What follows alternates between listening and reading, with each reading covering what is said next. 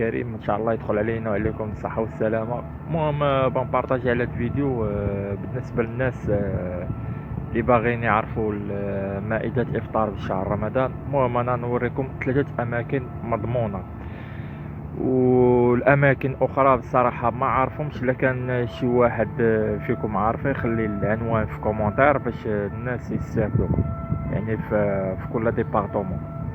المهم المكان الاول عندك ساندوني. ساندوني غادي تشد لا لين 13 وغادي تنزل في محطه اسمها بورت دو باري. كي غادي تخرج من المترو غتبان لك واحد خيمه كبيره، راه تما في كيفطروا الناس، يعني راه كيبداو مع الوقيته ديال مع المغربيه هذيك. المهم العنوان غادي نخليه لكم هنايا.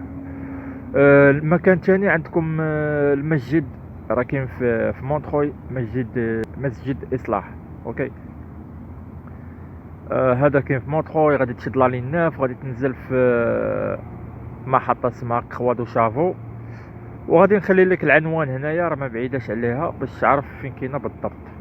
المهم في الوقيته ديال لا ديستريبيسيون انا ما عارفش، المهم تكون هناك في العصر، صلى العصر تمايا، ومن بعد غادي تعرف.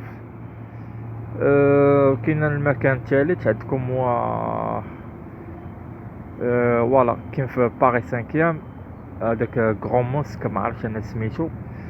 المهم راه تما كيديروا الافطار، والعنوان غنخليه لكم هنايا. الاخوان الا كنتو كتعرفوا شي اماكن اخرى في النوطير ولا في كريتي ولا في اي ديبارتمون، خليو الله يخليكم كومونتير لتحت، خليو عنوان باش الناس تعرف. وهادشي اللي كاين، والسلام عليكم.